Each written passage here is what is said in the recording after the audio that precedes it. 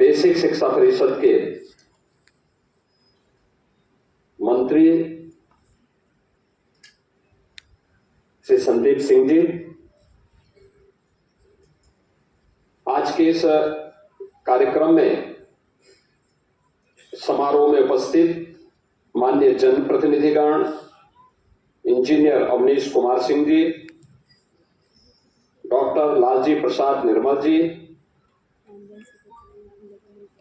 माननीय विधायक डॉक्टर नीरज वोरा जी,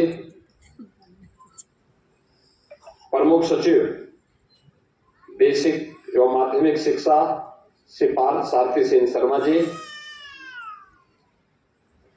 प्रदेश के अलग अलग जनपदों में सभी 75 जनपदों में अनुदेशक सम्मान समारोह में उपस्थित प्रदेश सरकार के मंत्रिमंडल के मेरे सभी सहयोगीगण, माननीय जनप्रतिनिधिगण, प्रदेश के हमारे सभी अनुदेशक बहनों और भाइयों, सबसे पहले आज के सम्मान समारोह के अवसर पर जो आपके परिश्रम को, आपकी लगन को सरकार के द्वारा मान्यता देकर के आज एक मानदेय बढ़ोतरी के कार्यक्रम के साथ आपको जोड़ा गया है। मैं इस अवसर पर आप सबको हृदय से बधाई देता हूं।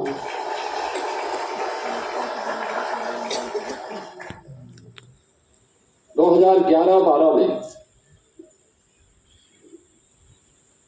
बेसिक शिक्षा परिषद में 6 से 14 वर्ष के बच्चों के लिए निःशुल्क एवं अनिवार्य बाल शिक्षा अधिकार अधिनियम के अंतर्गत और उनमें से जो 100 से अधिक छात्र संख्या वाले विद्यालय थे, उनमें 13,769 उच्च प्राथमिक विद्यालय,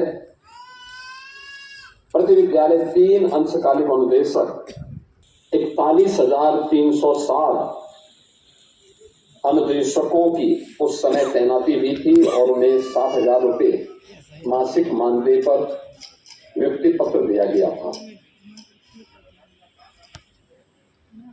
ये जितने भी अंशकालिक अनुदेशक थे उच्च प्राथमिक विद्यालयों में, इन सभी के लिए एक व्यवस्था लागू की गई थी कि कला शिक्षा हेतु इनमें से 8,469, स्वास्थ्य एवं शारीरिक शिक्षा हेतु 9,645 और उनके कार्यानुभव शिक्षा हेतु 6,192 अनुदेशक वर्तमान में प्रदेश के अंदर उच्च प्राथमिक विद्यालयों में आज भी कार्यरत हैं। इनकी कुल संख्या अब 41,360 से कम होते होते 24,296 रह गई है। यानी 41,000 जो मूल संख्या थी, वह संख्या, कुछ लोग रिटायर हो गए होंगे, कुछ लोगों का दूसरी जगहों पर समायोजन हो गया होगा, लेकिन जो बचे थे इनके मानदेय पर 2011-12 से लेकर के 2022 तक कोई निर्णय नहीं हो पाया। यद्यपि 2019 में अनुदेशक महासंघ के साथ मेरी बैठक हुई थी और मैंने उनको कहा था, मैंने कहा भी आपका मानदेय का अपना प्रस्ताव उपलब्ध करवाइए, और हम लोग उस समय भी चाहते थे कि ये मानदेय उनका बढ़ोतरी होना चाहिए। समय पे उनका प्रस्ताव नहीं आ पाया, चुनाव की नोटिफिकेशन जारी हो गई। 22 में हमने इसको 2,000 रुपये बढ़ाया था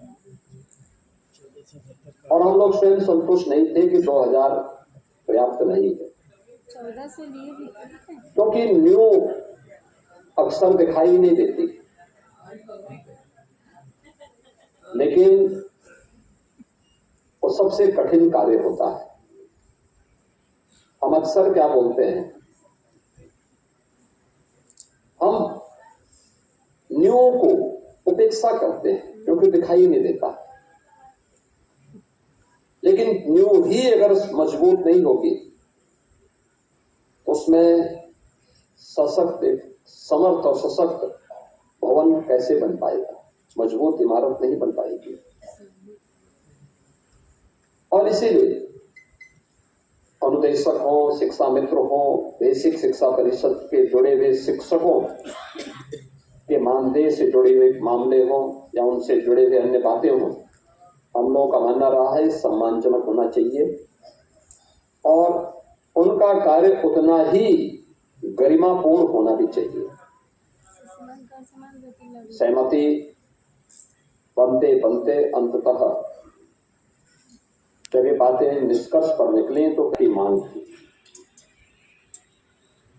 ये तो अच्छा है कि अनुदेशकों ने कभी भी अपनी मांग के लिए जबरन नहीं किया, जबरदस्ती नहीं किया, हिंसक रास्ता नहीं अपनाया और इसलिए सरकार को भी देने में कोई किसी प्रकार की हिचक भी नहीं थी। लेकिन हम लोगों ने इसीलिए कहा कि हम 17,000 तो तत्काल दे रहे हैं, लेकिन साथ साथ उनको 5 लाख रुपए की स्वास्थ्य बीमा का कवर भी उपलब्ध करवाएं, कैशलेस स्वास्थ्य की सुविधा अनुदेशक को, निदेशक के परिवार को। और मुझे लगता है बहुत शीघ्र मैं तो चाहूंगा कि आप लोगों को जो पोर्टल बेसिक शिक्षा परिषद ने तैयार कर लिया है, उस पोर्टल पे तत्काल आप अपना रजिस्ट्रेशन करवा देंगे तो हम अगले सप्ताह ही उसके कार्ड वितरण की कार्रवाई भी प्रारंभ करवा देंगे। इसमें जितने भी हमारे शिक्षा मित्र हैं 1,43,000 के आसपास, उनको भी, और जितने भी 24,296 अनुदेशक हैं इनको भी, सभी प्रकार के शिक्षकों को, शिक्षणोत्तर कर्मचारियों को हम उनके साथ आच्छादित कर रहे हैं। और ये आवश्यक भी है क्योंकि जो भारत की नींव को मजबूत करने के लिए अपना योगदान दे रहा है, इसका सहयोग शासन की योजनाओं को ईमानदारी के साथ क्रियान्वित करते हुए हर प्रकार से उसे आगे बढ़ाने के लिए अपना योगदान वो देता है, उसको स्वयं भी सामाजिक सुरक्षा की गारंटी होनी चाहिए, उसको स्वयं भी स्वास्थ्य सुरक्षा की गारंटी होनी चाहिए और स्वास्थ्य सुरक्षा की गारंटी के लिए ही एक कैशलेस स्वास्थ्य की सुविधा 5 लाख की भी हम सभी अनुदेशकों को प्रदान करने जा रहे हैं। और इसके लिए मैं चाहूंगा कि जो पोर्टल विकसित किया है तत्काल बेसिक शिक्षा परिषद इस कार्य को तेजी के साथ आगे बढ़ा देगी। तो अगले सप्ताह ही एक बड़े समारोह के साथ हम लोग कार्ड वितरण की कार्रवाई को भी तेजी के साथ आगे बढ़ा देंगे। और मुझे लगता है कि ये आज की आवश्यकता है और इस कार्यक्रम को हम तेजी के साथ आगे बढ़ाने का कार्य भी करेंगे। सबसे बड़ी बात यह है उस संवेदना की है, जो संवेदना 2011-12 में नियुक्ति के बाद शासन की जुड़नी चाहिए थी। 11-12 के बाद 11 वर्ष के बाद मानदेय केवल हमारी सरकार बढ़ा पाई थी 2,000 रुपये, और 22 के बाद फिर 26 में आज फिर से हम लोगों ने इस मानदेय की बढ़ोतरी के साथ आज आपको यहाँ पे चेक भी वितरित किए हैं और तत्काल इसको लागू भी कर दिया। पैसा आपके अकाउंट में मिल जाएगा। इसके साथ ही कैशलेस की सुविधा भी इसके साथ जोड़ दी गई। आप इसका रजिस्ट्रेशन करवा दें, पोर्टल में जैसे रजिस्ट्रेशन होगा हम उसके कार्ड के वितरण की कार्रवाई भी शुरू कर देंगे, क्योंकि ये आपको स्वास्थ्य की सुविधा के साथ उस सुरक्षा की गारंटी देगी जो आप एक बच्चे को उपलब्ध करवाते हैं। हम लोगों ने 19 में एक और व्यवस्था दी थी और वह दी थी 6 माह का मानदेय सहित मातृत्व अवकाश का भी सुविधा। ये हमारी सरकार ने 2019 में भी प्रदान किया था। यानी ये सरकार की संवेदना को बताता है कि केवल सरकार बोल नहीं रही है बल्कि वह करके दिखा भी रही है। और उन सब कार्यों के साथ हम लोगों ने 23 में एक और व्यवस्था की थी कि स्वेच्छा से विद्यालय परिवर्तन का विकल्प भी हम लोगों ने दिया था और 4000 से अधिक अनुदेशकों को उनकी स्वेच्छा के अनुसार विद्यालय भी परिवर्तन करने का अधिकार दिया। आज हमारा जो कैशलेस जो ये मानदेय बढ़ोतरी का है और 1 अप्रैल से लागू हो गया है, मई में आपका वो मानदेय प्राप्त हो गया होगा। सबसे महत्वपूर्ण बात यह है कि आपके परिश्रम के कारण आज बेसिक शिक्षा परिषद की कायाकल्प होती हुई दिखाई दी है। हम मानते हैं कि जब राजनीतिक नेतृत्व ही भ्रष्ट हो और निर्णय का शिकार हो, स्वयं दिग्भ्रमित हो, तो अपने असफलता का दोषारोपण शिक्षकों पर, अनुदेशकों पर या अन्य कार्मिकों पर नहीं थोपा जाना चाहिए। यही होता था जब बेसिक शिक्षा बंजर जैसी स्थिति में थी, तो बंदी के कगार पर थी, अव्यवस्था का सा वातावरण था। 2017 में मेरे पास बहुत सारे प्रस्ताव ऐसे आए थे जो पहले से लंबित भी थे कि साहब 100 से कम बच्चे हो गए हैं, अनुदेशकों की सेवाएं समाप्त कर दी जाए।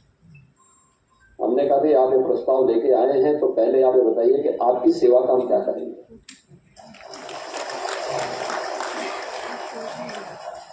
भाई सरकार की कोई पॉलिसी नहीं थी उस समय तक, न नियत साफ थी न कोई नीति थी। कैसे बेसिक शिक्षा परिषद का उद्धार होता है। और तब हम लोगों ने स्कूल चलो अभियान प्रारंभ किया था, ऑपरेशन कायाकल्प किया था। ऑपरेशन कायाकल्प के माध्यम से आज आप देखते होंगे बेसिक शिक्षा परिषद के विद्यालयों में संतृप्तिकरण का जो लक्ष्य हमारा था, हम कह सकते हैं 96% विद्यालय ऐसे हैं जहां पर वे सभी प्रकार की बुनियादी सुविधाएं उन विद्यालयों में आज उपलब्ध हो रही हैं जो एक छात्र के लिए आवश्यक थी, एक शिक्षक की दृष्टि से भी महत्वपूर्ण थी और उस विद्यालय को प्रतिस्पर्धा के योग्य बनाने के लिए भी आवश्यक थी और ड्रॉप आउट रेट को कंट्रोल करने की दृष्टि से भी आवश्यक था। ऑपरेशन कायाकल्प नीति आयोग ने एक सक्सेस स्टोरी के रूप में भी देश के सामने प्रस्तुत किया। यूपी से प्रारंभ हुआ था। आप सभी के बेसिक शिक्षा परिषद के शिक्षकों, शिक्षा मित्रों, अनुदेशकों, इन सबके प्रयासों का वो परिणाम था, उसकी सफलता। बच्चों की संख्या बढ़ी है। बेसिक शिक्षा परिषद में खेलकूद की गतिविधियां बढ़ी हैं, कला के प्रति, शारीरिक स्वास्थ्य के प्रति, अन्य एक्टिविटीज को भी तेजी के साथ आगे बढ़ाने में मदद मिली है। और उसी जब साफ नियत से कोई सरकार कार्य करती है, स्पष्ट नीति हो, तो परिणाम आने में देर नहीं लगती। वो परिणाम आज हम सबको देखने को मिल रहा है और मैं इस बात को अक्सर देखता हूं कि प्रदेश के अंदर जो ड्रॉप आउट रेट था लगभग 17-18% के आसपास था। यानी 100 में से हर 17-18 बच्चे ऐसे थे जो असमय स्कूल छोड़ देते थे और आज हम इसको घटाते घटाते 3 तक पहुंचाने में सफल हुए हैं और हमारा मानना है इसको 0 तक पहुंचाना चाहिए। हर बच्चा पढ़ेगा तब प्रधानमंत्री जी के विकसित भारत और आत्मनिर्भर भारत के सपने को साकार हम कर पाएंगे। हमें लगता होगा कि बच्चा किसी परिवार का है, एक परिवार छोड़ भी देगा तो क्या होने जा रहा है। नहीं, इसका प्रभाव पूरे समाज पे पड़ता है, उसका दुष्परिणाम अंततः पूरे राष्ट्र को भुगतना पड़ता है।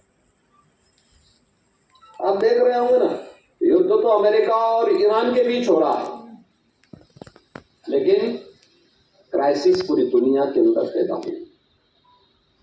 युद्ध तो 2 देशों के बीच में पश्चिम एशिया में हो रहा है, लेकिन उसका दुष्प्रभाव पूरी दुनिया में है, पूरी दुनिया में। अगर आप देखेंगे अमेरिका जैसा देश, वहां महंगाई चरम पर, पेट्रोलियम उत्पादों के दाम, उनके पास अपने रिसोर्सेज भी हैं, तब भी पेट्रोलियम पदार्थों के दाम आज दुगनी से ज्यादा बढ़ गए। तमाम देश ऐसे हैं जहां पर लोगों ने तमाम बंदिशें लगा दी हैं।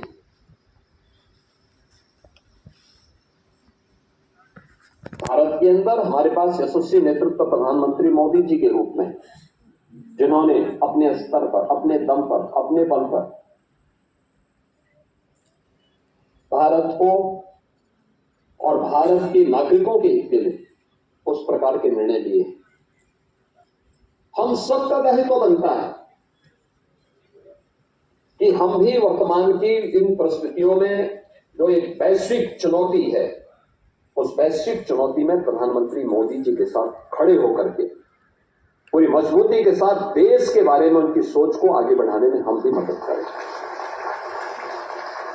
लेकिन जो मेरा कहना था कि विवाद तो है ईरान और अमेरिका के बीच, लेकिन खामियाजा पूरी दुनिया को, लगभग 200 देशों को भुगतना पड़ रहा है और दुनिया के लगभग 800 करोड़ लोगों को इसका भुक्तभोगी बनना पड़ रहा है। ऐसे ही समाज में होता है। एक व्यक्ति अगर शिक्षा से वंचित होता है तो उसका दूरगामी दुष्परिणाम पूरी सोसाइटी को, पूरे देश को भुगतना पड़ता है। और इसलिए हम लोगों का दायित्व बनता है कि बच्चा स्कूल जरूर जाए। ये जरूरी नहीं कि हर व्यक्ति मेरिटोरियस होगा, ऐसा नहीं है। देखिए, हर व्यक्ति में कुछ ना कुछ गुण अच्छे होंगे, कुछ अच्छे होंगे, किसी एक फील्ड में अच्छा होगा, कोई अच्छा स्पोर्ट्स पर्सन होगा, कोई अच्छा कलाकार होगा, कोई अपने किसी एक विषय का विशेषज्ञ होगा, किसी एक फील्ड का एक्सपर्ट होगा। हमें उसकी उस प्रतिभा को उजागर करना, उसको उस फील्ड में आगे बढ़ने के लिए प्रेरित करना। यह आवश्यक नहीं कि अच्छा कलाकार, कोई अच्छा कलाकार अच्छा मेरिटोरियस छात्र भी रहा हो। यह आवश्यक नहीं कि कोई अच्छा वैज्ञानिक एक अच्छा कलाकार भी हो सकता हो। यह आवश्यक नहीं कि कोई अच्छा इंजीनियर या अच्छा चिकित्सक एक अच्छा कवि भी हो जाए, नहीं हो सकता। विरले लोगों में गुण होंगे, लेकिन अलग अलग फील्ड की, अलग अलग क्षेत्र की संभावना उनके अंदर छुपी हुई है, उन बच्चों के अंदर छुपी हुई है। इसलिए उनको मारना नहीं, पुचकारना है, आगे बढ़ने के लिए प्रेरित करना है, प्रेरित करना है, एक रास्ता दिखाना है, सही राह दिखानी है। और सही राह दिखाने में आपकी एक बड़ी भूमिका हो सकती है। और यह शुरू होता है अनुशासन से। आत्मानुशासन सबसे बड़ी बात होती है।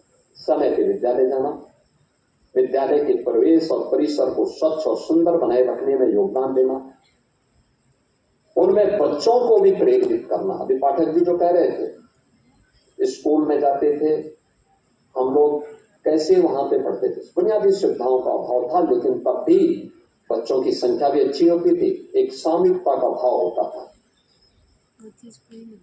पानी बच्चे लेके आते थे, सब लोग उसी पानी को सेवन भी करते थे। सफाई, परिसर की सफाई बच्चे स्वयं करते थे। मैं कभी कभी भोचक रहता हूं और मैं मीडिया के मित्रों से भी कहूंगा कि जब बच्चे कहीं श्रमदान करते हैं तो दिखाते, देखो बच्चों से काम कराया जा रहा है। ये क्या बुरा कर रहा है? क्या बुरा हो रहा है? और मैं तो बेसिक शिक्षा परिषद से कहूंगा, ऐसे शिक्षकों के खिलाफ कार्रवाई नहीं करनी चाहिए, बिल्कुल सही। सम्मानित करना चाहिए। भारत की भावी पीढ़ी को तैयार कर रहे हैं, जो चुनौती का मुकाबला करने के लिए उन बच्चों को तैयार कर रहे हैं। छोटे छोटे उसके हम लोग अनावश्यक रूप से उसको जो वायरल होते हैं ऐसे वीडियोस आधार पर हम लोग एक्सप्लेनेशन कॉल करते हैं। स्पष्टीकरण नहीं मांगना चाहिए। उनको बुला के सम्मानित करना चाहिए। अच्छा क्या बच्चों को तैयार कर ये बच्चे अगर उस योग्य बनेंगे नहीं तो उसको छीन मत बनाइए। आपने देखी होगी ना, एक घास होती है गाँव में, ऐसे हाथ लगाओ तो एकदम मुरझा जाती है। ऐसा नहीं है, उसको ऐसा बनाओ प्रचंड तेज हो उसमें, हाँ कोई हाथ लगाने में भी डरे।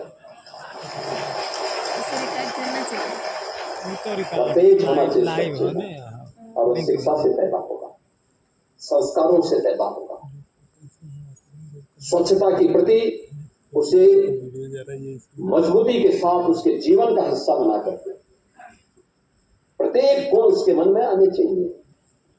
अच्छी बुराई सारी चीजें एक साथ मिलकर के चलेंगे, उसके मन में अच्छे और बुरे का भेद करने की सामर्थ्य विकसित करने की आवश्यकता है और वह कार्य आप कर सकते हैं। बहुत सारे सफल प्रयोग बेसिक शिक्षा परिषद ने पिछले 9 वर्ष के अंदर किए और ये 9 वर्षों के अंदर किए गए प्रयासों का परिणाम है। यद्यपि सरकार ने भी उनमें व्यवस्था दी है कि भाई बच्चे अब नंगे पैर नहीं आएंगे, जूते मोजे उनके पास होंगे, यूनिफॉर्म होगी, अच्छी यूनिफॉर्म उनको दी गई है, सर्दियों के लिए स्वेटर भी दी गई है।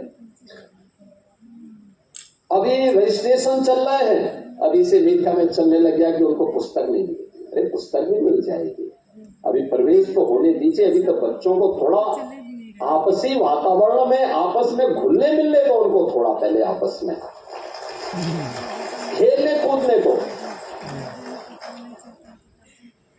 वो पहले दिन से ही पुस्तक नहीं मिली, यूनिफॉर्म नहीं मिली, ये भी सब मिल जाएगा, समय में मिलेगा। अब तो हम अभिभावक के अकाउंट में पैसा भेज रहे हैं, उसको देने में कितना समय लगता, 1 मिनट का समय, यहाँ क्लिक किया और सबके अकाउंट में पैसा, उसमें समय नहीं लगने वाला है। लेकिन वह सोच जो सकारात्मक सोच के कारण पैदा हुई और बेसिक शिक्षा परिषद में जो आज लगभग 1,60,00,000 के आसपास बच्चे अध्ययन कर रहे हैं, उन बच्चों के लिए, क्योंकि वो भारत का भविष्य है, इस प्रदेश का भविष्य है। भविष्य का मतलब वो केवल राजनेता हो नहीं, कोई शिक्षक होगा, कोई चिकित्सक होगा, कोई अधिवक्ता होगा, कोई कारीगर बनेगा, कोई हस्तशिल्पी बनेगा, कोई किसान होगा, कोई समाज सेवी होगा। जीवन के अलग अलग क्षेत्र में जो भी कार्य कर रहा, सबके योगदान से राष्ट्र आगे बढ़ता है। केवल नेताओं के कहने पे राष्ट्र आगे नहीं बढ़ता है, सबका योगदान उसमें होता है। सारे लोग मिलकर के कार्य जब आगे बढ़ते हैं, जब एक साथ योगदान करते हैं, तब प्रगति होती है, तब समृद्धि आती है। और उस समृद्धि के लिए हम सबके सामूहिक प्रयास और उस प्रयास को लेकर के हम सबको आगे बढ़ना होगा, एक साथ करना होगा। और उस जिम्मेदारी मूल रूप से हमारी जो बेसिक एजुकेशन है उसके ऊपर आती है, उस नींव को तैयार करने की जिम्मेदारी, और उस जिम्मेदारी के साथ आप सब जुड़े हुए हैं। मुझे प्रसन्नता है कि अच्छा उसके परिणाम सामने आए हैं, बहुत अच्छी स्थिति पैदा हुई है। हम लोगों ने आपको स्कूल के कुछ नए मॉडल भी देने प्रारंभ किए हैं, जो बेसिक शिक्षा परिषद के बेसिक के मंत्री बोल रहे थे। उन्होंने कहा कि किस प्रकार से, यानी हम लोगों ने स्कूल के मॉडल, हम लोगों ने पहले श्रम और सेवा योजना से निराश्रित बच्चों के लिए और श्रमिकों के बच्चों के लिए पहले अटल आवासीय विद्यालय बनाए 18। आप देखेंगे कभी वर्ल्ड क्लास इंफ्रास्ट्रक्चर से युक्त विद्यालय है, बहुत अच्छे विद्यालय बने। 18,000 बच्चे वहां पर एक साथ अध्ययन कर सकते हैं उन 18 विद्यालयों में। उनके लॉजिंग फूडिंग के सारा खर्चा सरकार उठा रही है। अब हमने बोले रेजिडेंशियल विद्यालय है, उसी तर्ज पर हम लोगों ने हर जनपद में 2-2 विद्यालय, लेकिन ये 2 स्कूल होंगे। बच्चे अपने घर से आएंगे और स्कूल में उनको सारी सुविधाएं हम उपलब्ध करवाएंगे, और एक ही कैंपस में प्री प्राइमरी से लेकर के 12वीं तक की शिक्षा हम उन बच्चों को देने जा रहे हैं। वहां पे सभी प्रकार की फैकल्टी होगी, स्पोर्ट्स की भी होगी, हर प्रकार की एक्टिविटीज को आगे बढ़ाने के लिए, स्किल डेवलपमेंट के कार्यक्रम के साथ में उसको जोड़ने के लिए वहां पर सरकार कार्य करेगी। और इसके लिए मुख्यमंत्री कंपोजिट विद्यालय के रूप में हर जनपद में 2-2 विद्यालय गत वर्ष हमने स्वीकृत किए थे, इस वर्ष भी हम लोगों ने स्वीकृत किए हैं। कस्तूरबा गांधी विद्यालय के बारे में मंत्री जी कह रहे थे, वो 746 थी, 8वीं तक चलती थी, हमने पहले चरण में उसको 12वीं तक किया। गरीब परिवारों की बेटियां, मैं भी देखा था सक्सेस स्टोरी में। कस्तूरबा गांधी में जिन बच्चियों ने पढ़ाई की है, वे बच्चियां आज जीवन के अलग अलग क्षेत्र में अपनी सेवाएं दे रहे हैं और उनकी सक्सेस स्टोरी भी मैं देख रहा था। शिक्षक एक मार्गदर्शक होता है, वो राह दिखाएगा, बाकी बच्चे को अपनी मेहनत से आगे बढ़ना है और उस राह को दिखाने के लिए आपकी बड़ी भूमिका उसमें बेसिक शिक्षा परिषद के साथ मिलकर के आगे बढ़ाने में एक बड़ी भूमिका आपकी है उसमें। और उन विद्यालयों को आगे बढ़ाने के कार्यक्रम को अब हम लोगों ने उसको 12वीं तक करने के साथ साथ ये भी सुनिश्चित किया है। कुल 825 विकास खंड हैं, सभी 825 विकास खंड में एक कस्तूरबा गांधी विद्यालय की स्थापना के लिए धनराशि ऑलरेडी बेसिक शिक्षा परिषद को दी है। बेसिक शिक्षा परिषद ने उस कार्यक्रम को भी आगे बढ़ाना प्रारंभ कर दिया। बहुत सारे कार्य आगे बढ़े हैं। भारत सरकार के द्वारा बेसिक शिक्षा परिषद की गुणवत्ता को आगे बढ़ाने में जो भी पैरामीटर तय किए गए हैं, उन सभी को प्रभावी ढंग से लागू करने का प्रयास हो रहा है। मैं आज के इस अवसर पर आप सबको बधाई देता हूं और हम लोग प्रयास कर रहे हैं। अभी हम लोगों ने इस वर्ष बेसिक शिक्षा परिषद में यानी शिक्षा आयोग का गठन भी किया है, जो सभी प्रकार की शिक्षा के लिए शिक्षकों का चयन भी कर रहा है। 10,000 बेसिक शिक्षा परिषद में नए शिक्षकों को जो नगरीय क्षेत्रों में जिनकी कमी पड़ रही थी उनका नियासन भेज चुके हैं। बहुत शीघ्र उसके लिए नियुक्ति की प्रक्रिया भी प्रारंभ होगी। और ऐसे ही प्राथमिक विद्यालयों में यानी उच्च प्राथमिक विद्यालयों में शिक्षा के सुधार के लिए अनुदेशकों की नियुक्ति की प्रक्रिया को भी हम इसके साथ जोड़ने जा रहे हैं। कुछ नए अनुदेशक भी हम इसके साथ जोड़ने जा रहे हैं। मेरा मानना है ये 20,000 की संख्या बेसिक शिक्षा परिषद की कायाकल्प को और मजबूती के साथ आगे बढ़ाने में मदद करेगी। और छात्र शिक्षक रेशो को, क्योंकि छात्रों की संख्या बढ़ी है तो शिक्षक का अनुपात भी उसी प्रकार से बढ़ेगा। आप मेहनत से कार्य करिए, बाकी सरकार सोचेगी, सरकार इसको आपके हित के लिए पूरी मजबूती के साथ कार्य करेगी। इस विश्वास के साथ आज के इस अवसर पर मैं एक बार फिर से आप सबको, प्रदेश भर के सभी अनुदेशकों को हृदय से बधाई देता हूं। और मेरा मानना है कि आने वाले समय में फिर सरकार आपके बारे में जरूर इसके बारे में और अच्छा सोचेगी। इस विश्वास के साथ आप सभी के प्रति मेरी मंगलमय शुभकामनाएं हैं। धन्यवाद। जय हिंद। जय हिंद। अभी आप धन्यवाद माननीय आपके प्रेरणादायी उद्बोधन और बहुमूल्य मार्गदर्शन के लिए। अभी आप सजीव प्रसारण के माध्यम से अपने यशस्वी मुख्यमंत्री के ओजस्वी विचारों को सुना। अब मैं अपने बीच में उपस्थित आदरणीय मुख्य विकास अधिकारी श्री परीक्षित खटाना जी से आग्रह करूंगा कि सर आप मंच पे आएं और मां सरस्वती के श्री चरणों में दीप प्रज्वलन करके इस कार्यक्रम का शुभारंभ करें। साथ ही साथ मैं बीएसए सर, बीओ सर से भी आग्रह करूंगा कि सर आप मंच पे आ जाएं। एक जोरदार तालियां आपकी तरफ से हो जानी चाहिए। ये कार्यक्रम आपका है, ये सभागार आपका है, ये उत्कर्ष आपका है।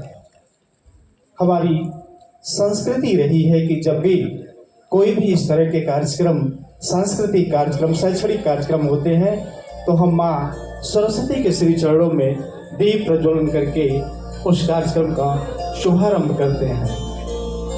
और आज के इस कार्यक्रम में हमारे CDO sir, BSA sir, BO sir के कर कमलों से माँ सरस्वती के श्री चरणों में दीप प्रज्वलन का कार्यक्रम चल रहा है। अद्भुत अलौकिक अद्वितीय दृश्य आपके सभागार में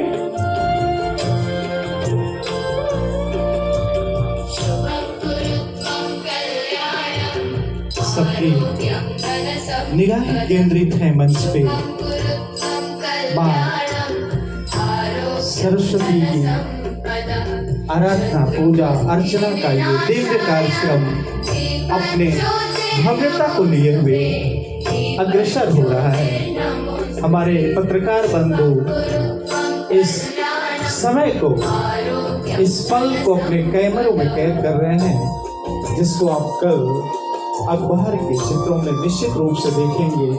ये अलौकिक दृश्य, अद्भुत दृश्य अपने आप में हमें आह्लादित कर रहा है। मैं सर से कहूँगा कि सर आप अपना आसन ग्रहण करें। इसी क्रम में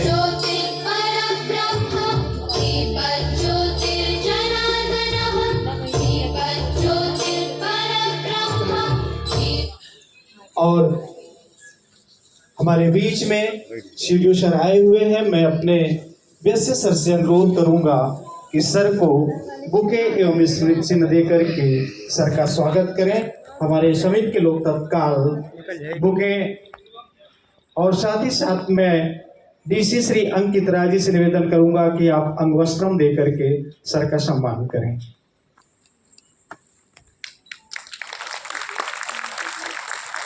और इसी क्रम में मैं पलनी बीओ श्री दिनेश वर्मा जी से आग्रह करूंगा कि सर आप बीएसए सर को भी बुके दे दें और साथ ही साथ स्मृति चिन्ह अंगवस्त्रम।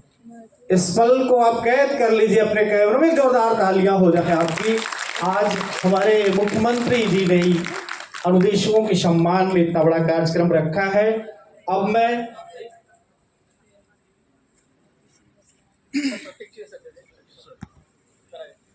मैं बीएसए सर से आग्रह करता हूं कि सीडीओ सर को स्मृति चिन्ह दे करके इन पलों को कैद करें। साथ ही मैं अब अनुरोध करूंगा बीएसए सर से कि आप सीडीओ सर को ससम्मान मंच पे लेके आवें ताकि प्रतीकात्मक चेक वितरण का कार्यक्रम प्रारंभ किया जाए। और जो नाम है क्रमशः इस प्रकार हैं: व्यंजना सिंह सठिया, यूपीएस सागर। एक जोरदार तालियां आपकी हो जाए आपके बीच में आज ये सम्मान का क्रम। अगले क्रम में आसिफ अली जी, यूपीएस रैसिंगपुर तहबरपुर। तालियां बजती रहे, ये आपका कार्यक्रम है, आपकी उपलब्धियां हैं। Arun Kumar Singh, Jahanaganj, UPS Bajahan. Asif Ali, Deepu Ojha, Deepu Ojha Palni composite Manchobha. Manish Kumar Gupta, Thekma, UPS Sisardi. Amit Singh Palna, composite school Basahi Akbalpur. Dinkar Prajapati, Mohammadpur composite school Purowa, UPS. Chandan Singh Kolsa, UPS Bhatauli Jalalpur.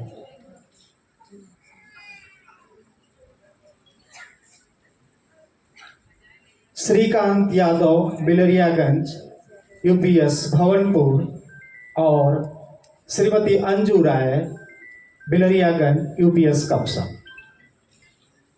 आपकी एक जोरदार तालियां हो जाएं। होकर मायूस नायूस शाम की तरह ढलते रहिए, जिंदगी एक भोर है, सूरज की तरह निकलते रहिए। एक पांव पे ठहरोगे तो थक जाओगे, धीरे ही धीरे सही लक्ष्य की ओर चलते रहिए।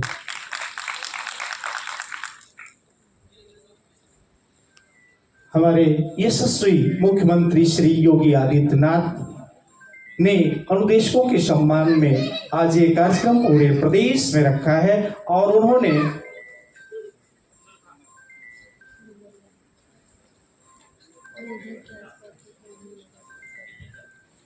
और अनुदेशक जो कि सरकार को धन्यवाद ज्ञापित करना चाहते हैं, श्री तेज बहादुर यादव जी, आप मंच पे आ जाए तो शब्द के माध्यम से आप सरकार को धन्यवाद ज्ञापित करें। श्री तेज बहादुर यादव जी।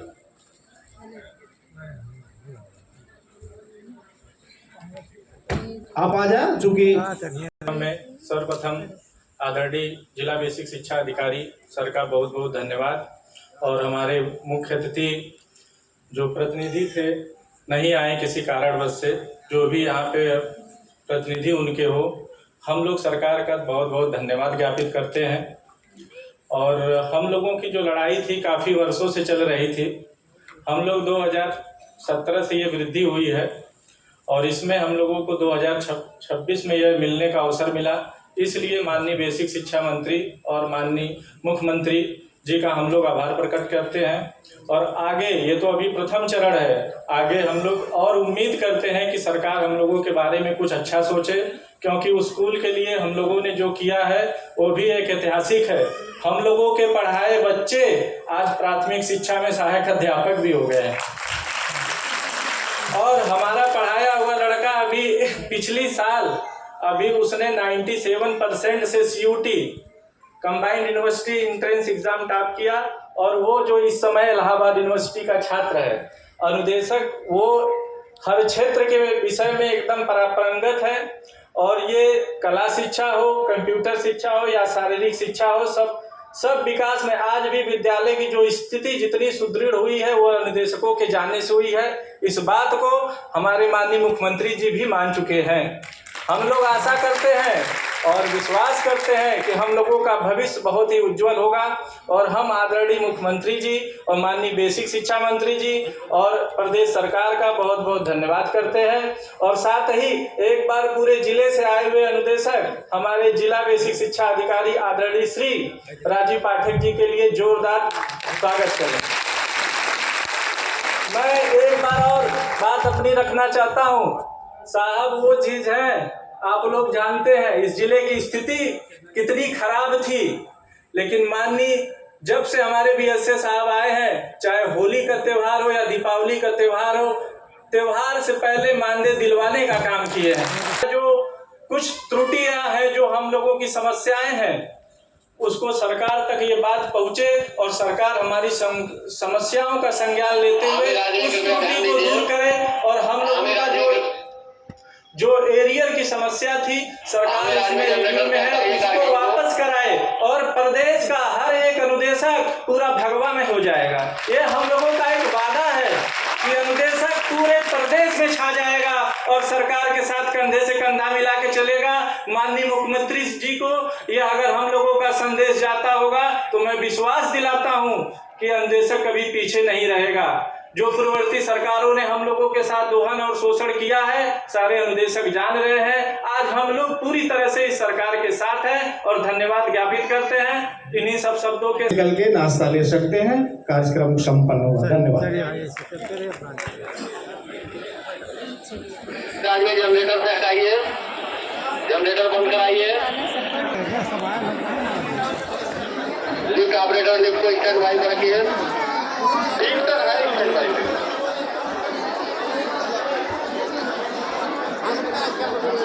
चलिए वीडियो पूरा बना है। हाँ वीडियो पूरा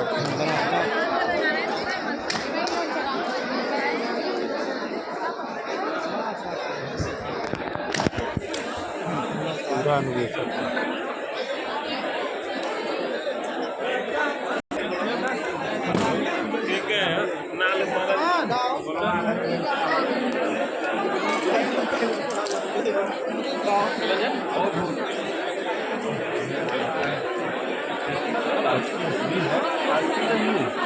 उसके बारे में लेकिन ना जाइए अभी कोर्ट के लेके